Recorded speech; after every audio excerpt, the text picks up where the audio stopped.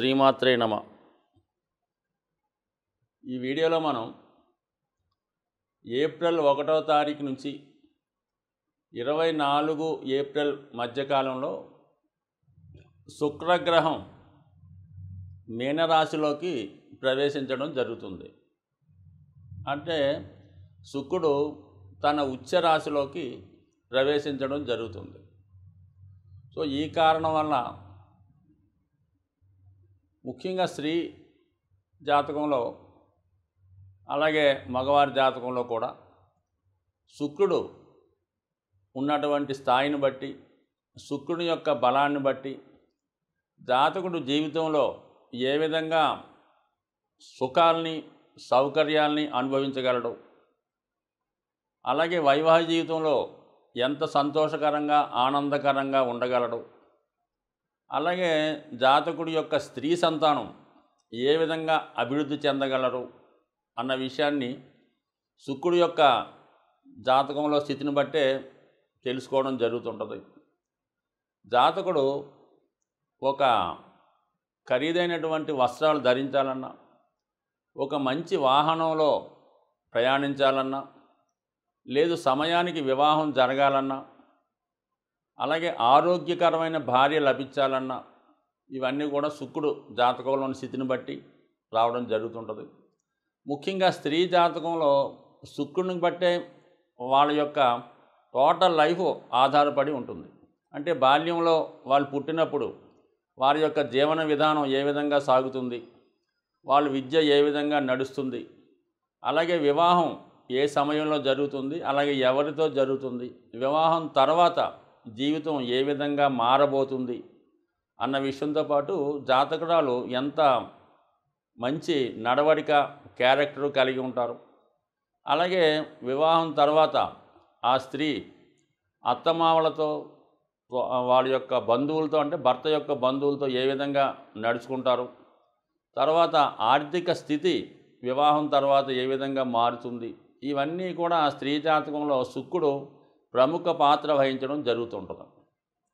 అదే ఒకవేళ ఈ జన్మజాతకంలో శుక్రుడు బలహీనపడి, శుక్రుడు ఏ విధంగా బలహీనపడుతుంటాడు, తన నీచరాశి అయినటువంటి కన్యారాశిలో ఉన్న, లేదా రవికి అంటే సూర్యభగవానుడికి దగ్గరగా అంటే 10 డిగ్రీల లోపు ప్రయాణించినప్పుడు అప్పుడు కూడా జాతకుడు శుక్రుడు కంబస్ట్ అవ్వడం వల్ల ఇబ్బంది పడుతుంటాడు.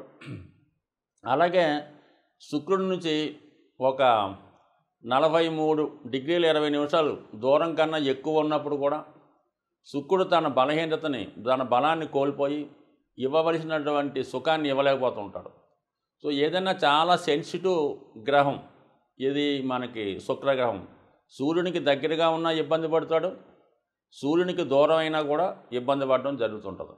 అలాగే కుజగ్రహంతో కలిసి ఉన్నప్పుడు అంటే ఏ లగ్నం ఏ రాశితో సంబంధం లేకుండా ఎవరి జన్మజాతకంలో శుక్రుడు కుజగ్రహంతో కలిసి ఉన్నాడో వాళ్ళకి ఒక విధంగా వ్యభిచార దోషం కలుగుతుంది.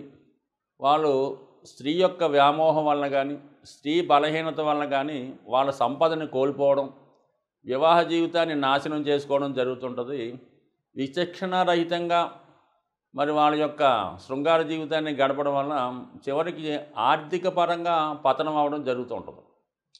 సో శుక్రుడు జాతకంలో శుక్రుడు బలవంతుడు అవ్వాలంటే జాతకుడు తన నడవడిక చాలా ఇంపార్టెంట్గా ఉండవలసి ఉంటుంది.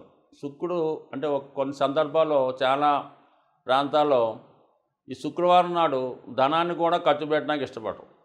అంటే ఆ కారణం వల్ల ఏంటి, ఎంత సెన్సిటివ్ మనం ఆలోచించవచ్చు. జాతకుడు స్త్రీలను అవమానపరిచిన, స్త్రీలను ఇబ్బంది పెట్టిన, ముఖ్యంగా తోడబుట్టిన వాళ్ళని కానీ, తల్లిగారిని కానీ, వదిన గారిని కానీ, అంటే మొత్తం మీద ఏ స్త్రీనైనా జాతకుడు వేధించినా, ఇబ్బంది పెట్టినా, వాళ్ళకి దుఃఖం కలిగే విధంగా ప్రవర్తించినా ఖచ్చితంగా జాతకంలో శుక్రుడు బలహీనపడి జాతకుడికి ఆర్థికపరమైనటువంటి ఇబ్బందులు రావడం జరుగుతూ ఉంటుంది. అదే మరి శుక్రుడు పాపగ్రహాలైనటువంటి రాహుతో కలిసి ఉన్నప్పుడు మరి జాతకుడికి మరి సరైనటువంటి ఆరోగ్యం లేనటువంటి భార్య రావడం, ఆ కారణం వలన జాతకుడు వ్యసనపరుడై తన ధనాన్ని ఇతరుల స్త్రీల కొరకు వ్యామోహం కొరకు ఖర్చు పెట్టి నష్టపోవడం జరుగుతూ ఉంటుంది. కుజుడితో కలిస్తే ఈ విధంగా, రాహుతో కలిస్తే ఆ విధంగా, అలాగే కేతువుతో కలియడం వల్ల కూడా మరి ఈ విధంగా స్త్రీలను ఇబ్బంది పెట్టడం వల్ల కానీ, వాళ్ళని అవమానించడం వల్ల కానీ, వాళ్ళని సరైనటువంటి పోషణ ఇవ్వకపోవడం వల్ల కూడా ఇబ్బంది పడే అవకాశం ఉంది. మొత్తం మీద ఏంటంటే ఏదైనా ఒక జాతకంలో ఖచ్చితంగా జాతకుడు స్త్రీలను ఏ విధంగా ఇబ్బంది పెట్టినా, అలాగే దేవతల్ని అంటే గ్రామ దేవత, కులదైవం, అలాగే ఆ దేవతల్ని ఇబ్బంది పెట్టినా, వాళ్ళకి చేయవలసినటువంటి సంస్కారాలు సకాలంలో చేయకపోయినా కూడా జాతకంలో శుక్రుడు బలహీనపడడం జరుగుతుంటుంది. అలాగే సాధారణంగా మరి ఈ దసరా, కొన్ని పండగలు వచ్చినప్పుడు ఆషాఢ మాసంలో ఆనవాయిగా ఆ గ్రామ దేవతలకి చాలా కుటుంబాల్లో సారి పెట్టడం, ఒడి బియ్యం పోయడం, చీరలు పెట్టడం జరుగుతుంటుంది. అవి ఏ కారణం వల్ల మానేసినా కూడా జాతకుడు ఆర్థికపరమైన ఇబ్బందులు ఎదుర్కోవడం జరుగుతుంటుంది. అంటే సూక్ష్మంగా చెప్పాలంటే జీవితంలో జాతకుడు సుఖపడాలన్నా, ఒక మంచి బట్ట కట్టాలన్నా, మంచి భోజనం చేయాలన్నా, మంచి సంతానం కలగాలన్నా, మంచి భార్య రావాలన్నా ఖచ్చితంగా శుక్రుడు బలం ఉండాలి. శుక్రుడు బలం లేకపోయినా శుక్రుడు బలం కోసం జాతకుడు ఈ ఇందాక చెప్పినటువంటి కార్యక్రమాలు నియమంగా తూచా తప్పకుండా పాటించడం వల్ల తను ఉన్న ఇబ్బందుల నుంచి ఖచ్చితంగా బయటపడే అవకాశం ఉంటుంది. కాబట్టి ప్రతి ఒక్కరు కూడా మరి శుక్రుని యొక్క అనుగ్రహం కోసం ఎక్కువగా లక్ష్మీ అమ్మవారి ఆరాధన, లేదంటే ఏ స్త్రీ దేవత ఆరాధన కూడా చేసుకోవచ్చు, కానీ లక్ష్మి అన్నది మెయిన్గా ఆరాధన చేసుకోవడం వల్ల, అలాగే వాళ్ళ యొక్క కులదైవాన్ని పూజించడం, అలాగే కొంతమంది వారసత్వంగా వాళ్ళ కుటుంబంలో ఎవరన్నా ఏదో కారణం వల్ల వివాహం జరగకుండా కన్యగా ఉండగా మరణించిన అటువంటి వారికి కూడా తగు విధమైనటువంటి కార్యక్రమాలు, పూజా కార్యక్రమాలు చేయడం, వాళ్ళని దేవతల్లో కలపడం లాంటివి ఉంటాయి. అలాగే పితృదేవతల్లో కూడా ఆరాధించడం వల్ల శుక్రుడు బలవంతుడై జాతకుడికి మంచి స్థితి, మంచి ఆరోగ్యం, మంచి భార్య ఇచ్చే అవకాశం ఉంటుంది. కన్యారాశి వారికి శుక్రుడు ధన భాగ్యాధిపతి. ఒక విధంగా జాతకుడి యొక్క ఫైనాన్స్ స్థితి అంతా కూడా శుక్రుని బట్టే ఆధారపడి ఉంటుంది. అలాగే అదృష్టం, విదేశ వ్యవహారాలు ఇవన్నీ కూడా శుక్రుడు ప్రస్తుతం సప్తమ స్థానంలోకి రావడం వల్ల, సప్తమ స్థానంలో ఉచ్చస్థితిలోకి రావడం జరుగుతుంది. అందువల్ల ఉచ్చస్థితిలోకి వచ్చినటువంటి గ్రహం తన యొక్క ఫలితాల్ని, తన భావ ఫలితాల్ని ఖచ్చితంగా జాతకుడికి ఇచ్చే ప్రయత్నం జరుగుతుంటుంది. అయితే మరి ఈ రాశిలో ఉన్నటువంటి వారు విదేశ వ్యవహారాలు, అది చదువు నిమిత్తం కానీ, వివాహం ద్వారా కానీ, లేదంటే భార్యాభర్తల్లో ఒకళ్ళు ఇండియాలో ఉంటూ ఒకళ్ళు బయట దేశంలో ఉంటే వాళ్ళు ఈ సమయంలో పరస్పరం కలుసుకోవడం కానీ జరిగే అవకాశం ఉన్నది. ఇక్కడ శుక్రుడు కుటుంబ స్థానాధిపతిగా ఉచ్చులో ఉన్నాడు. సో ఈ కారణం వల్ల ఏమవుతుంది, మీ కుటుంబంలో ఒకరికి, అది స్త్రీలకి ఎక్కువ అవకాశాలు ఉంటాయి, మగవారికి కూడా పర్వాలేదు. అంటే మీ కుటుంబంలో ఉన్నటువంటి ఒక స్త్రీకి ఉన్నత ఉద్యోగ అవకాశాలు రావడం వల్ల మీ కుటుంబం నుంచి దూరంగా విదేశం కానీ ఇతర ప్రాంతానికి కానీ వెళ్ళే అవకాశం ఉన్నది. అలాగే శుక్రుడు రాహుతో కలిసి ఉండడం వల్ల ఏదో ఒక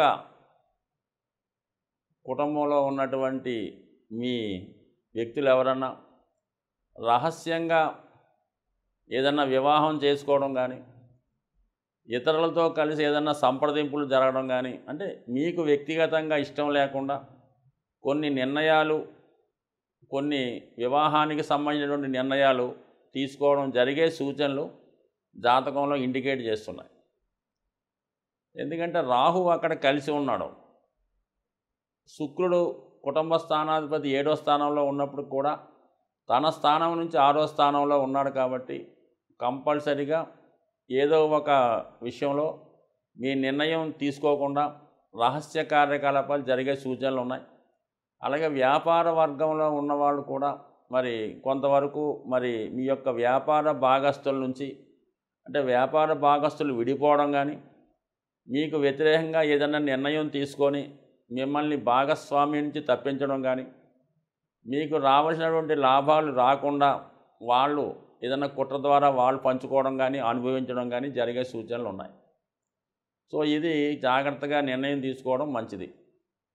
ఇక్కడ వ్యయాధిపతిగా ఉన్నటువంటి రవి 12వ స్థానంలో సంచరించడం, అలాగే సప్తమంలో ఉన్నటువంటి శుక్రుడు కూడా కారకో భావనాశి అన్న సూత్ర ప్రకారం అటు వివాహ జీవితానికి కొంతవరకు ఇబ్బంది కలిగే అవకాశం ఉంది.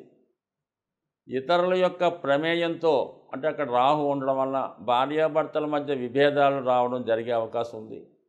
లేదా ఇతరుల ప్రమేయంతో ఆల్రెడీ వివాహం నిశ్చయమై అది ఏదో విధంగా వాయిదా పడడం జరిగే అవకాశాలు కూడా ఉన్నాయి. కాబట్టి ఒకవేళ ఏదన్నా వివాహం నిశ్చయమై వివాహానికి రెడీగా ఉంటే మీరు ఆలస్యం చేయకుండా తొందరగా వివాహం చేసుకుంటేనే మంచిది తప్ప ఏమాత్రం దాన్ని పోస్ట్పోన్ చేసినా ఆ వివాహం ఇంచుమించుగా మళ్ళా ఇబ్బందిలో పడే అవకాశం ఉంది. కాబట్టి కొంచెం జాగ్రత్తగా యాజ్ ఎర్లీ యాజ్ పాసిబుల్గా ప్రస్తుతం చేసుకున్నటువంటి అగ్రిమెంట్లు వివాహానికి సంబంధించిన విషయాల్లో ఆలస్యం చేసుకోకుండా నిర్ణయం తీసుకోవడం అన్నది మంచిది.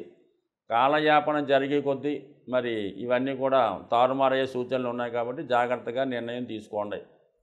అలాగే మీ కుటుంబంలో ఒకరికి ఏదో ఒక అపకీర్తి కానీ అనారోగ్య సమస్యలు కానీ వచ్చే సూచనలు ఉన్నాయి. కాబట్టి మరి ఎవరన్నా మీ కుటుంబంలో ఉన్నటువంటి స్త్రీలకి అనారోగ్యపరమైనటువంటి సమస్యలు, దీర్ఘకాలిక సమస్యలు ఏమన్నా ఉంటే ఈ సమయంలో తగు విధంగా వైద్యులను సంప్రదించి దాని నుంచి సులభంగా బయటపడే అవకాశం ఉన్నది. సో ఇక మరి భాగ్యాధిపతి సప్తంలో ఉన్నప్పుడు దూర ప్రాంతంలో ఉన్నటువంటి పుణ్యక్షేత్రాలను దర్శించే అవకాశం ఉన్నది. అయితే శుక్రరాహులు ఏంటంటే శక్తి స్వరూపాలకు కారణం అవుతుంటుంది. కాబట్టి రవి కూడా అక్కడ ఉన్నాడు. కాబట్టి ఖచ్చితంగా మీరు దూర ప్రాంతంలో ఉన్నటువంటి పుణ్యక్షేత్రాన్ని, కాశీ లాంటి పుణ్యక్షేత్రాన్ని కానీ, శ్రీశైలం, విజయవాడ లాంటి పుణ్యక్షేత్రం ఈ నెలలో, అంటే ఏప్రిల్ నెలలో మరి మీరు దర్శించుకునే అవకాశం వస్తుంది. ఒకవేళ దర్శించుకోవడం వల్ల మీకు వివాహానికి సంబంధించిన సమస్యలు, ఆరోగ్యానికి సంబంధించిన విషయాల్లో కంప్లీట్గా విముక్తి కలిగి మళ్ళా మంచి జీవితం ఏర్పడే అవకాశం ఉంది. స్వస్తి.